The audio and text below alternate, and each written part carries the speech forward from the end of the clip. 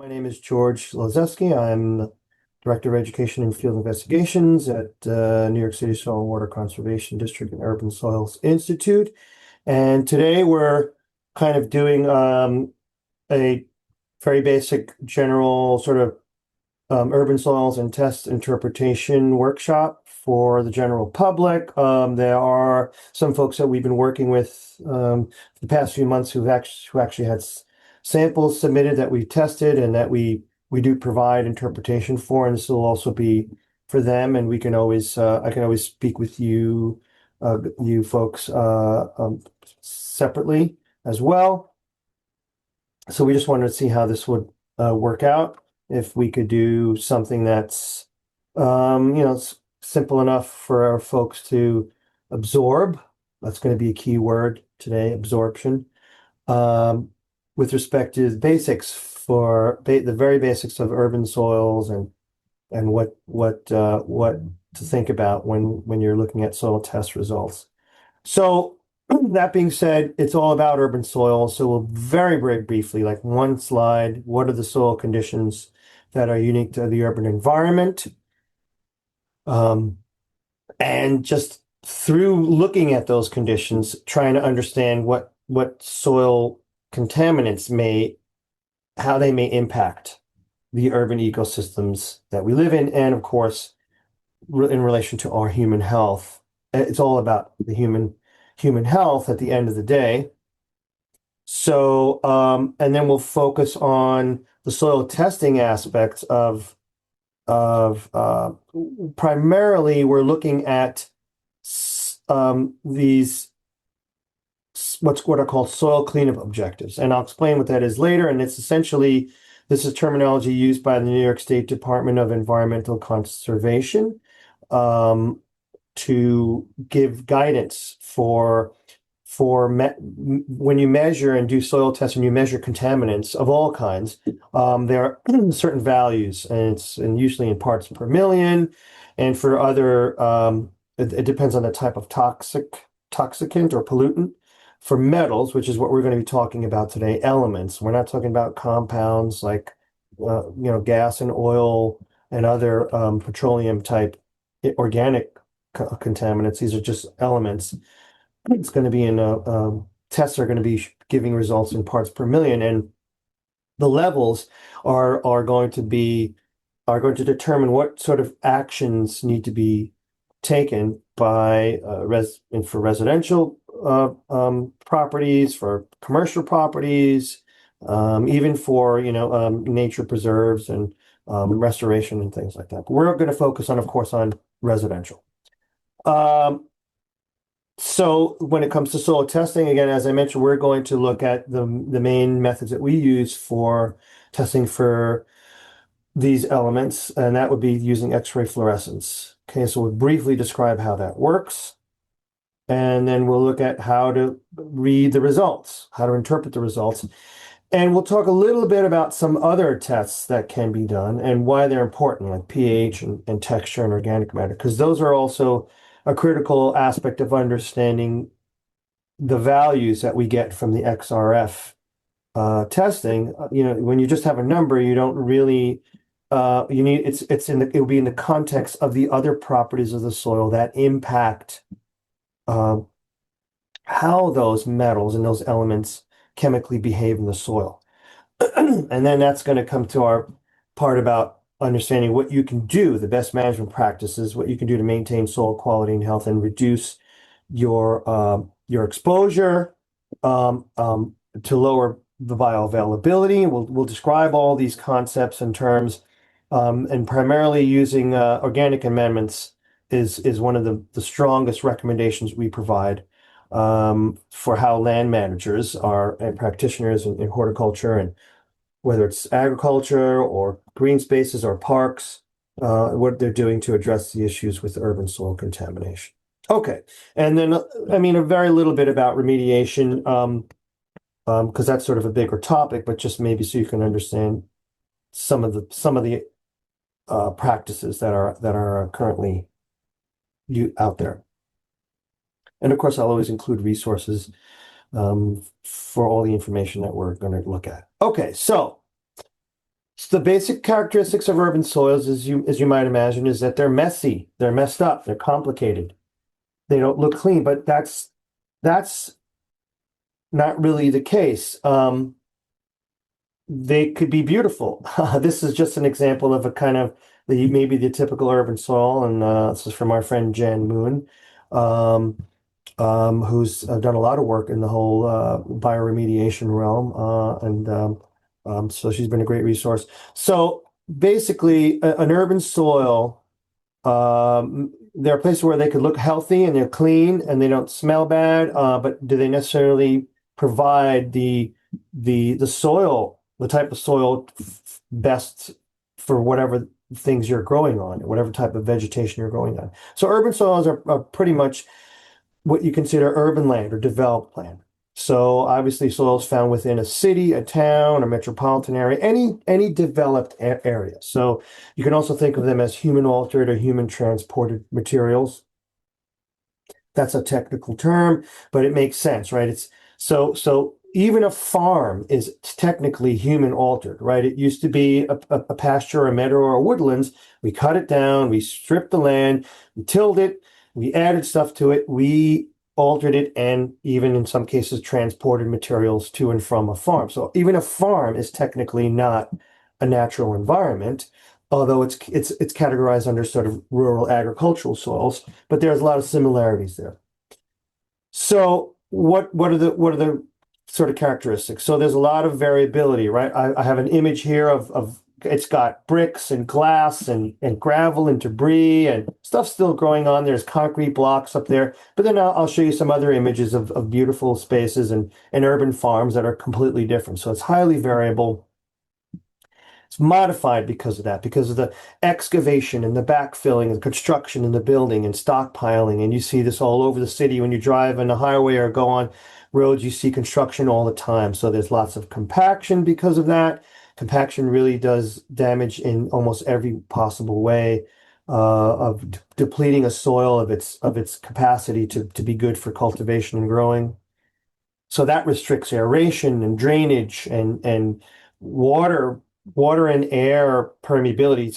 Creates a hydrophobic environment. Water doesn't infiltrate and percolate into the soil, and therefore it runs off. And that's a whole other problem in and of itself. It's flooding and sewer overflows and all those types of problems with water not being able to recirculate through the hydrologic cycle, even in an urban ecosystem. So soils are important, of course, for flood mitigation and water quality.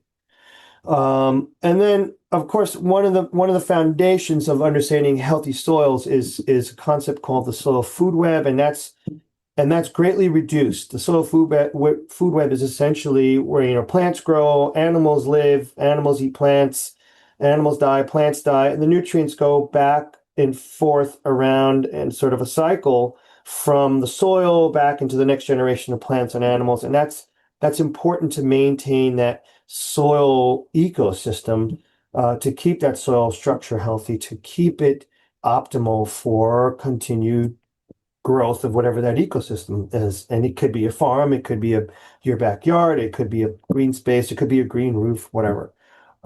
So maintaining that soil food web in the context of a lot of the applications we might see in a city, such as an urban garden or a community garden or urban farm, is simply just maintaining soil organic matter, which is probably the most important aspect of soil quality and health, which we'll come back to again and again. So because of the negative impact in soil food web, that results in reduced soil biodiversity and all the beneficial microbes that are maintaining the soil structure and the quality for optimal water holding and nutrient fertility and all the important things we want as growers, is greatly reduced because the soil biodiversity is reduced. And again, we'll come back to how that works very briefly. We'll discuss that, the functions of soil organic matter, sort of towards the end of the presentation and best management practices. And the whole sort of soil food web is about these nutrients being cycled, as I mentioned, and the soil biodiversity is being decreased. So all this degradation of the food web leads to soil degradation of soil resiliency. And if you add contaminants on top of that, it's even, makes doesn't make matters better, right? It makes matters worse. But as you will see, even the most contaminated soils still grow plenty of vegetation and plants. And often that would be plants that we call weeds. Some of them are invasive. That's why they grow there. They're able to to live in really terrible soils, compacted soils, and they thrive there. And so that's a double whammy on our sort of trying to reduce invasive species and all the other problems that come along with that, including pathogens and invasive species, right? So that would be one reason why we want to maintain healthy soils in cities and try to take an area even like this in this picture here and just add organic matter and do some, it's hard work. And there are lots of groups out there that do that, and they restore public places and make them into small parks and recreation areas, and it's well worth it. Okay, so one of the last things, of course, that's impacted, that's important with respect to our discussion on soil contaminants is the soil pH. And if you're a gardener, you know that pH has to be near neutral, and that's fine, and that's true for most plants. It depends on what you're growing, but the pH is impacting the soil microbes more than anything else. And the relationship between the soil microbes and the plants is the relationship that cannot be disturbed. If as soon as you disturb that relationship with the microbes and the plants, that's why having a too high of a pH or too low of a pH is bad for growing things, because the microbes are not happy. And of course, it will also have an impact directly on the plants as well, because the plants will not have the capacity to pull up the nutrients they want from the soil. But that's because the microbes in the soil aren't producing a lot of those nutrients by way of their decomposition and decay and other microbial processes. That's why it's so important. But on top of that, the pH is going to impact how some metals, the contaminants we're concerned with, how those metals are chemically behaving in the soil. And that's going to be important to understand how you can reduce your exposure to it. Okay. So we'll come back to some of those main ideas regarding why organic matter and is so important and how it impacts soil quality and properties like pH. Okay, so this is East New York Farm. Just a few images, right? That was a crummy looking soil. This is a beautiful farm right by the train, and it's got, robust growth. This was just a few years ago. I think it was actually in 2021, after COVID kind of started letting us go back out in the field and do some work. And, this is just fantastic. So, there's some great soils out there in urban areas. This doesn't look terrible, but it's sort of a beach soil on in the Jamaica Bay area. This is actually in Floyd Bennett Field, so that's what's there. It's not contaminated, but that's just another type of soil. It's very sandy, low organic matter. Here are soils in Governor's Island. I mean, so there are plenty of beautiful examples of soils. There's a green roof. There's your Kingsland green roof, just across the street from the recycling. So that juxtaposition is ironic, right? But you have this wonderful green roof that's function is primarily is to trap or to retain rainwater so that it doesn't go in and flood the streets. So that's flood mitigation, and it also helps with cooling of the building. And here's another farm, is an urban farm up in Newburgh. Just a few examples of amazing things that can happen when soils are best management practices are implemented, and folks are really building healthy quality soils. You're able to grow healthy quality edible foods or create just wonderful parks and recreation areas and environments. This is actually just an interesting image of where new construction was being done in in an arboretum.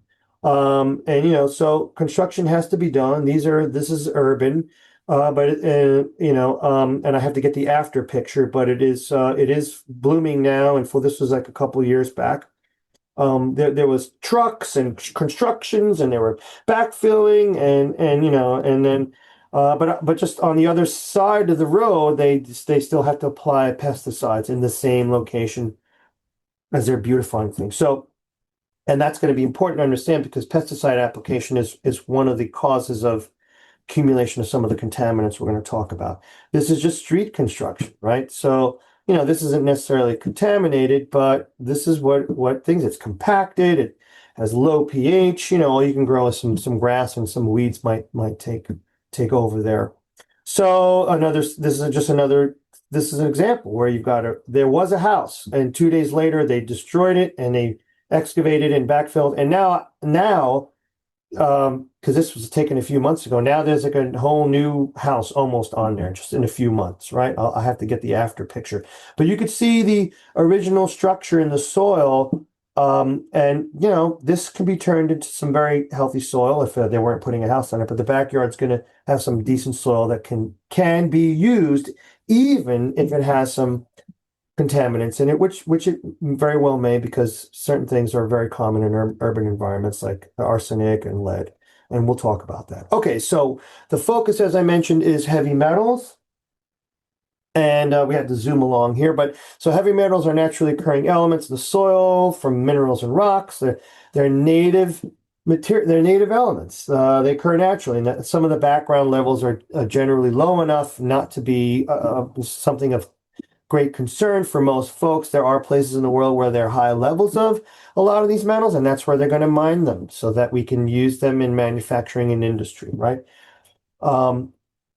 So, excuse me. So locations where high sources exist are common sources for mining and extraction practices. So that's nothing new, right? That's where mines are and built, and that way those resources can be tapped into and put into the industrial manufacturing processes. So some of the more common heavy metals that we will talk about are arsenic, cadmium, chromium, mercury, lead, copper, zinc, and nickel. There are quite a few others, but these are the more common ones that we see in urban environments because of sources like pesticides. And although we don't use it anymore, lead paint and lead gasoline has legacy effects because those materials are still circulating through our urban ecosystems because, as I just showed you, buildings that are being destroyed that may still have had some lead paint in them are parts of it is going to the landfill, but a lot of it stays in the soil and a new house is built.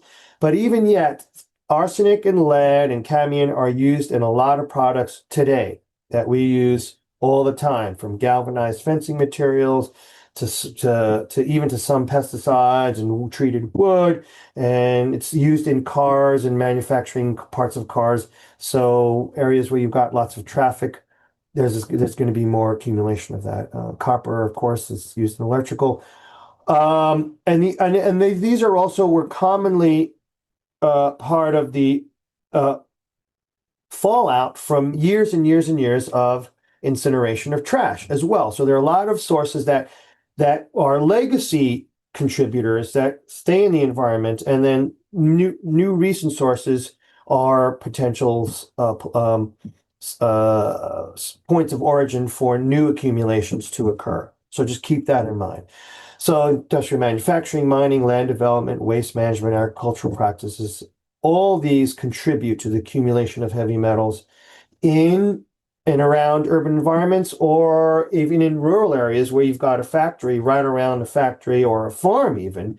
There could be lots of downstream contamination for miles and miles and miles away. In fact, farms are notorious for sending a lot of their pesticide residues are going to go from the farm that's using it to tens or 20 or 100 miles downstream into the watershed ecosystem of towns and urban areas that are far away from the farms, for example.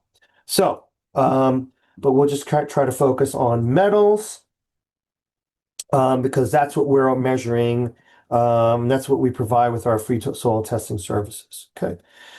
So toxicity is, the toxic effect of certain metals in certain forms and doses on life. So toxicity is dependent upon what chemical form it's in, is it soluble, and what are the other sort of physical components of it that might come along with its uh, as it's being introduced into the environment.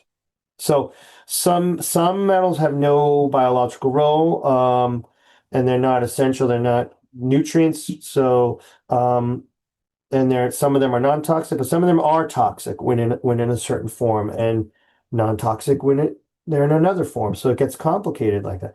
The machine that we'll talk about, the XRF, only measures the metal concentration. We don't know what form it's in, but we can understand what form it might potentially be in if we understand the other aspects of the soil that I mentioned earlier, like how much organic matter is in the soil, what's the soil texture, what are some of the other aspects of that soil's characteristics, what other plants are growing there, sort of lots of sort of soil forensics questions, which we try to ask folks about when we get their soils or when we do interpretation for them. It's a big picture zooming into the actual space where the soil was tested to get a better idea of whether or not those metals are going to be toxic or bioavailable, which is a term we'll come to in a little bit. And we'll define that. All right, so I'm not going to go through this we can share this slide, but as I mentioned, some of the sources are paint and treated wood and incineration. But you've got all kinds of other sources, obviously petroleum spills and pesticides. There are many, many others, and we're only focusing on the metal or elements, not on PAHs and dioxins and benzenes and toluenes and those are all organic, volatile organic or semi-volatile organics, which are problems, but we're not measuring those. And there are a lot of places that have a lot of those still in the ground, like Green Point, super fun site, which I worked at for many years. I've tested many times over the years. So, but we're only going to focus on just the metal contaminants. But just to give you an idea of kind of the broad spectrum of points of origins of different contaminants, and some sources can produce all kinds of different types of contaminants, not just the metals, right? So keep that in mind. All right, so background levels are really low. Natural background levels, for example, arsenic is only at 5. And again, remember, I said parts per million. The numbers we're dealing with here are in parts per million. So natural background levels in the United States are fairly low. Arsenic is 5 parts per million. Lead is on average 18 parts per million. It's a huge amount of soils that they had to test. But in general, out of the thousands of soils they tested from every state, we don't have very high numbers of arsenic. High compared to those soil cleanup objectives I'm going to talk about in a minute. Right, man. If we zoom to New York State, so that's arsenic and lead. I'm not going to go through every example, but those are two ones we could focus on because those are some of the most common that we talk about. In New York State, background levels are similar. We got the average, which is the 50th percentile, is around 3.2 for arsenic and 26 for lead. Okay, so when we see numbers like that, that's normal. If we measure numbers like that in your soil sample, that's normal. We'll talk about what it means to be elevated or above these soil cleanup objectives, or we call them threshold values in a minute. But just to give you an idea, 3.2 parts per million, relatively low.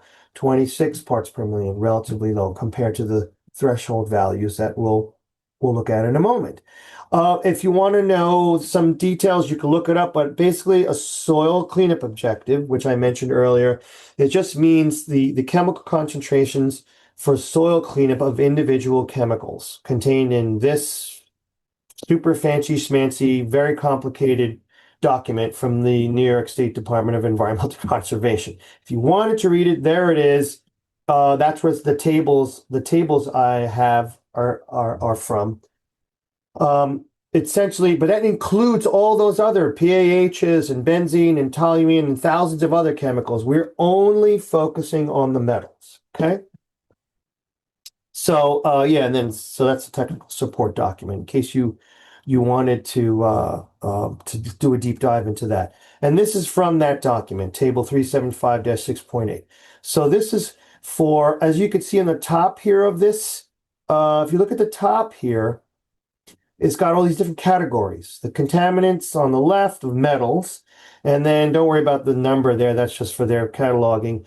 Then there's residential numbers, there's restricted residential, there's commercial, as I mentioned. So there are different soil cleanup objectives for different environments, even ecological resources and groundwater. We're focusing on residential. Okay, so this first column here. And as you can see for arsenic, the threshold, that threshold I mentioned, that action level is 16 parts per million for arsenic. And remember, I just mentioned that earlier that the average natural background level in New York State is around 3 parts per million, right? So quite a bit lower than that. And then if we look at lead, it used to be 400, but it was only changed just this year to and then there's copper and cadmium, but lead was changed to 200, lowered, which is a good thing. We want it to be even lower. We like to see numbers lower than even 100 or 80 parts per million. So when I mentioned earlier that those natural background levels are low, and then we consider some levels to be elevated or high, it's based on these numbers here compared to the background levels. So if you had a level of 10 or 11 or 12, I would call it elevated because it's very close to 16, right? If you for arsenic, but if you had a background level for lead that was 25 or 50, I would say that's fine. But when we start getting closer to 100, 80 or whatever, then we want to start calling that elevated. And why that's important is because we would recommend the same best management practices for soils, even if they're elevated and they're not technically above these DEC soil cleanup objectives. Just keep that in mind. All right, so we'll zip through this because I don't want to take up too much time, and we can always get more about it. But we use this handheld XRF portable X-ray fluorescence spectrophotometer. Oh yeah, that's a mouthful. It's portable, so we can take it with us places, and we have other sort of components that we can use at our events where we can process samples a little more quickly, and we can plug it into a computer. So this is the handheld one that we have, and it's essentially using X-ray fluorescence. Absorption of radiation of specific energy results in the re-emission of radiation of a different energy. And so what does that mean in normal people speak? Well, X-rays will bombard an element, every element that's in the soil that it's measuring, that little space. And it will bump off electrons. If you remember your chemistry, in essence, what it does is when an electron gets bumped off of its atomic shell, fluorescent light is created. So what does that mean? So every atom has its own fingerprint of this fluorescent light, and the energy of that light is for that atom. So we can just look at the spectrum, and so at this spectrum, it's lead. At this spectrum, it's arsenic. The strength of that, how intense that particular frequency is, can be then translated into percentages or numbers, and that's where we get our parts per million. And this machine does it all in one, super duper awesome. And ppm again is parts per million. There's always a limit though, right? Every machine has some limitations. And this is just a guide to give you, we can measure as low as 2 to 4 parts per million for lead. If it's less than 2 to 4 parts per million, it'll show zero, or it says it uses a terminology called non-detected, right? So that just means it's not detected. So it's pretty darn low, right? Doesn't mean zero, it just means it's pretty low. So here's an example of what you would see on our screen. And when we do testing for folks, we take these numbers that are, here's your elements on the left, right? Iron, aluminum, potassium. Don't worry if you don't know what the names are, right? Lead is PB and arsenic is AS. You don't see arsenic here. That means it's lower. That means it's not detected. But these are the numbers from highest to lowest in parts per million. Okay. And then we take these numbers and we put them on a spreadsheet and we share them with the folks who asked us to do the test. So this is an example of a group that we did a test for, just so you can get an idea of people name their samples, where they are in relation to the building, into the garden, and these are all important things that we are going to incorporate in our interpretation. Something that's close to a building may necessarily have higher levels of lead and other contaminants just because it's sort of weathering from the building surfaces, for example, or places that don't have any vegetation and they're on the ground, for example, garden paths, or places that get flooded a lot. These are going to have significant impacts on us being able to interpret why there may be high levels. So you can see the numbers here in parts per million from lowest to highest. This has got a range of 160. If you recall, threshold is 200 for lead. But we said that anything over about 100 we call elevated. This is just a little color chart just to make it look cool. But we go from 160 through the 200s, 300s, all the way up to, almost 2000. Okay. And other places where we've got other contaminants, we just highlight them. And so it depends on the group we're working with. This is an example of what your test might look like. Some of the folks here who submitted samples, this is similar to what you got.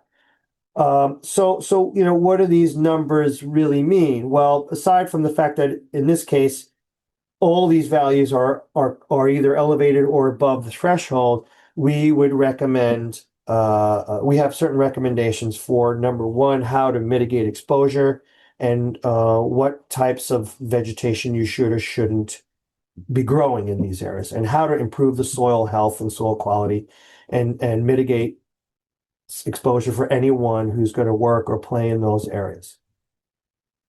This is actually an example from one of our folks who submitted their samples.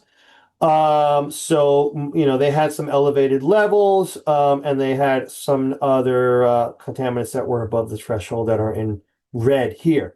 All I need is one of the contaminants to be high enough. It doesn't matter. I don't need two. These are all different samples, by the way. This is 1, 2, 3, 4, 5, 6. So, quite a few different samples.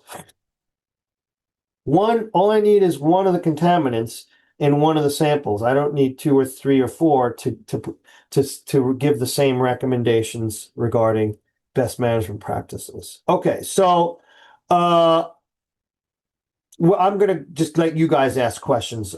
So let's just finish through here, understanding mitigating your exposure. What does that mean? And some of the basic best management practices, and then we can get to specific questions. Right. This is actually out in Greenpoint, and you could see the tanks here. Right. And you could say to yourself, well, there's definitely going to be some contaminated soils there, but so what? Mugwort and other plants are growing these are at least I think 5 feet, 6 feet high. They grow up to 10 feet. It doesn't matter. The contaminants aren't actually being taken up by these plants, many of them. It's so that the contaminants aren't toxic even to the plant. So even in this seemingly toxic area, soil biology is doing something here. It's working. It's important.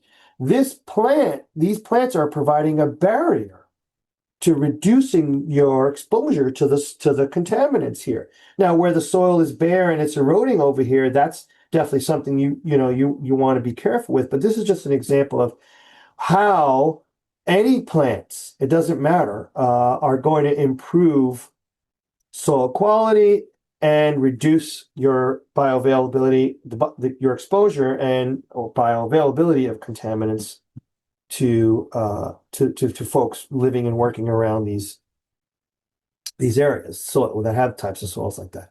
So how to reduce bioavailability is probably the most important concept to understand here. And that's, this area has a reduced bioavailability simply because it has plants. If it's got plants, it's got microbes. If it's got microbes, it's got soil organic matter. And all those things together will provide some reduction in how easily available these are for folks to get contaminated with them. And we'll define the word bioavailability in a moment. So essentially, it's about building healthy soil on top of or creating a healthy soil environment in places where you can't build healthy soils because it may not be economically viable, to reduce or eliminate your exposure and reduce your bioavailability or the bioavailability of contaminants, such as heavy metals. And you just do that primarily by supplying organic matter and maintaining an optimal pH, and those kind of go hand in hand. So let's look at some of the details. Exposure pathways. How do you get exposed to, excuse me, to these contaminants? We're talking about the metals from a soil. Well, if we look at what the direct exposure is in the middle here, it's one of three ways. You either ingest it, you inhale it, you breathe it in, or you get it on your skin.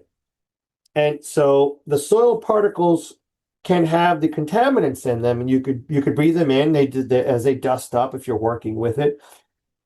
You could simultaneously breathe it in and get a little bit in your mouth. No one's really going out there and taking teaspoons of soil, but some kids might do that. So that's definitely things to consider. And of course, if you're working with it, there's your dermal contact.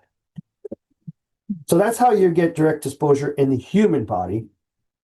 Indirectly, soil contaminants in the soil can be taken up by some plants, though, as you will see, not many plants actually uptake a lot of these contaminants that we're talking about today. If it does, it will go into the crop or onto the roots of the crops or onto the leaves of the crops or the surface of the crops. It won't necessarily go in the tissue of the crops as much as those other aspects that I just said, on the surface of the roots and on the leafy tissues on the outside from soil splash. We'll talk about that again in a minute. And that goes into the food chain. And then, of course, you can eat that. Yeah, right? That's ingestion. And then soil, of course, is the space in which our water hydrological system is filtering through. In some places, groundwater is the drinking water, and in other places, it's a watershed that's going into an aquifer, like upstate New York, where New York City gets its water from the main aquifers up there, right? Neshokin and the other aquifers on the east side. So you get runoff, you get leaching, and that goes into the groundwater or surface waters, and that goes into your drinking water. So those are the pathways.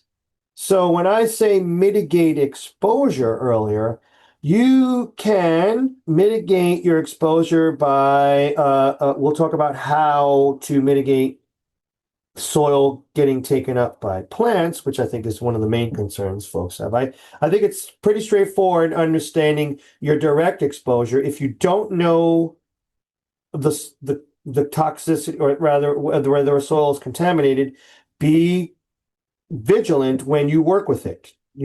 Make sure it's not too dry or not too wet, so you don't breathe it in or accidentally ingest it. And the dermal contact will be greatly reduced if you wear gloves. As far as groundwater, well, that's something that, if you live in New York City, I live in Long Island, so groundwater is definitely an issue out here. So I put filters in my water. But in New York City, you don't necessarily have to, because the water's, pretty awesome. It goes through some of the most technically advanced filtration and water quality systems in the world. So that's not kind of the story. But anywhere else, if you get your water from a well or from groundwater, you should get it tested. Okay, so but in the garden, how do we mitigate our exposure and direct exposure is simply by keeping those contaminants in chemical forms. I mentioned chemical forms earlier that have low bioavailability, low capacity to be absorbed by you in your body, whether you ingest it or inhale it or it goes on the food crop. It won't even go into the plant if it can't be absorbed. Okay, so how do we do that? So let's just briefly talk about the terms bioavailability and bioaccessibility. I know this is a lot, but this is important. I'll just do the one. Bioavailable means to what degree an element, we're talking about elements here, is dissolved, meaning like table salt, you put it in water, it dissolves, right? So what was solid is dissolved. Now it could flow wherever. It's freely available for immediate absorption. There's that word I mentioned earlier, absorption at the beginning, at the cellular level into an organism through a given cellular membrane. In the case of plants, it would be at the root tip, at the root hairs, because that's where they pull in their nutrients. And nutrients are similar to these contaminants because they're also elements. Calcium, magnesium, and potassium and phosphorus are also elements. They're metals, just like lead and arsenic and cadmium and zinc and copper are also elements. Actually, zinc and copper actually are essential plant nutrients, but they're needed in tiny amounts. So how these elements move, how freely they move, what chemical form they're in, is super dependent, and that's the bioavailability, right? How easily can it go into you or me or into the plant and then into you and me and into our cell tissues and cause problems? If it's in a certain chemical form, because of the best management practices in keeping soil quality optimal, the bioavailability is greatly reduced, and there's much less of a risk, right? So how do we do that? And then bioaccessibility is how much of that element is absorbable at a given time. So that's, you could read back into that, but it's essentially just about quantity and time versus whether something can be absorbed or not. So what are the factors that reduce bioavailability and bioaccessibility and therefore reduce your exposure, no matter where you are, no matter what garden or park?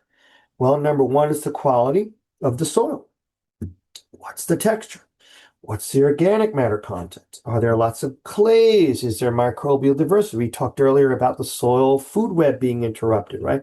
This awesome soil that we want to grow things in is awesome because it'll grow stuff that we want, to grow plants that we want, but at the same time, it's got optimal pH, it's got optimal organic matter, and those microbes and complex organic compounds help to tie up and bond together these heavy metals and these toxic metals and other toxic things for that matter. And the microbes actually eat this stuff. And being very simplistic here, but what they end up doing is reduce the bioavailability because of the interactions of the complex organic matter compounds that are binding up these contaminants, and because the microbes are also oxidizing them, keeping them in the soil, not going into the plant, not getting into the air or into the water. Excuse me. So that's crucial. So this idea of how much of the parts per million we talked about versus the chemical nature of the contaminant is important.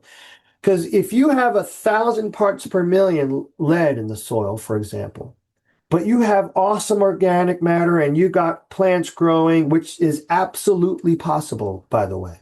Just because I said that you saw that picture of the mugwort by the oil tanks. Most plants are not taking up these contaminants. They are not taking them up, and growth is awesome. So that keeps that one out of that 1,000 ppm, the amount of it, the percentage of it that's bioavailable, maybe only 10%.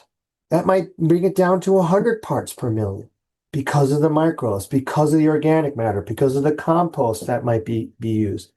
And that's exactly one of our recommendations. Okay, so soil pH, obviously we talked a little bit earlier. That's about solubility. That's important to understand. Um, so if you want to keep the pH greater than 6 and less than sort of 7.5, that's the optimal range to reduce that bioavailability of most of the contaminants. Arsenic is a special case, but even for arsenic, it's still less bioavailable in a organic soil or soil that has organic matter because the microbes will metabolize that, eat it, and reduce its bioavailability. So maintaining pH above 6.0 is really important, right? And there's just a little chart showing you all the some of the nutrients to give you an idea of the wider the bar, the more bioavailable it is for the plants. In this case, it's just these are nutrients. And I did mention that copper and zinc are some of the contaminants we look at, but they happen to be micronutrients for plants. So 7.0, even at 6.5, everybody's doing well. And you get an idea. This is why, every gardener knows that right around, 6.5 to 7.5 is optimal. All right, so best management practices are using soil amendments that may reduce potential for the toxic metals to be taken up. In other words, reduce the bioavailability. So organic matter, compost, peat, we said, forms these complex compounds that will tie up these and limit their bioavailability to plant roots. Lime will help to maintain your pH if you've got acidic soil, right? That reduces the solubility of those contaminants as well.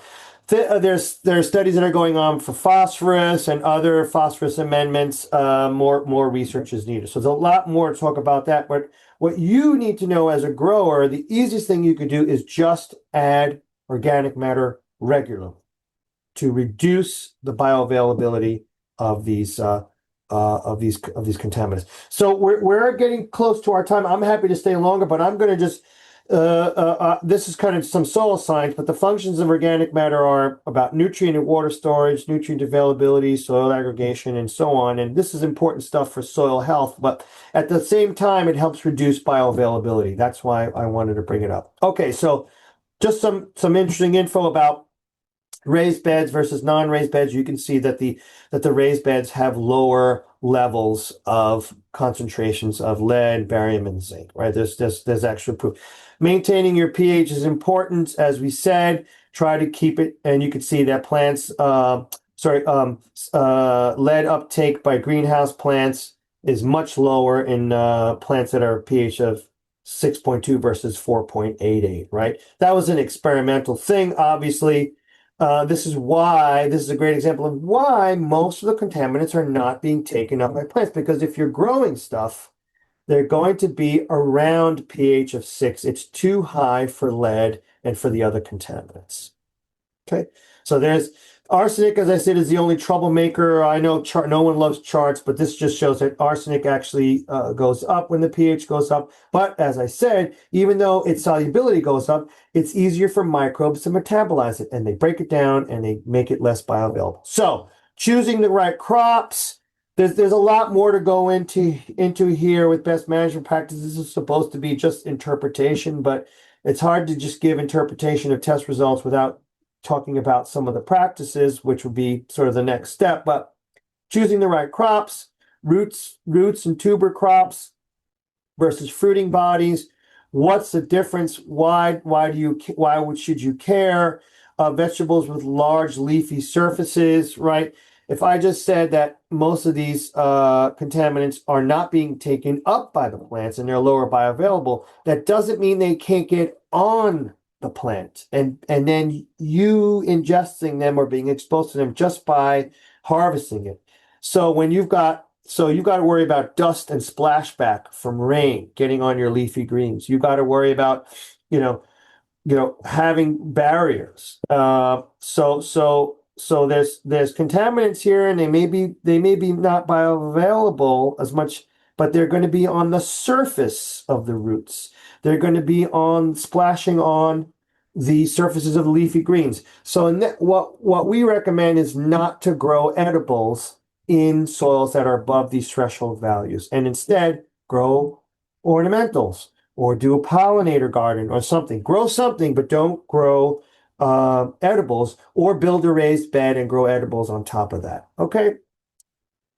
So root crops with weak barriers, leafy greens, fruiting crops have a stronger barrier to those problems. So anyway, there are a lot of different practices to incorporate in there, but I think the overall arching thing here is adding organic matter reduces the bioavailability and mitigates exposure to those contaminants by simply building a physical barrier of new low bioavailability, new soil, because you're turning that soil that you've tested into something else by adding significant amounts of organic matter and or more soil on top of that and or raised beds, and that's going to help reduce things like mulch and grass cover. Never have bare soil is one of the other recommendations that we